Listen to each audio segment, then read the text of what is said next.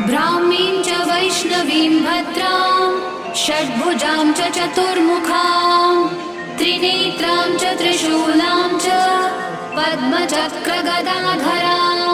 पीताम्बरधरां देवीं नानालङ्कारभूषितां तेजःपुञ्जधरां श्रेष्ठां ध्यायेत् बालकुमारिकाम् ओङ्कारलक्ष्मीरूपेण विष्णोर्हृदयमव्ययम्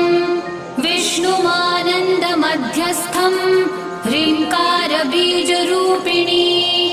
ॐ क्लीं अमृतानन्दभद्रे सत्य आनन्ददायिनी ॐ श्रीं दैत्यभक्षरदां शक्तिमालिनि शत्रुमर्दिनी तेजःप्रकाशिनी देवी वरदा शुभकारिणी ब्राह्मी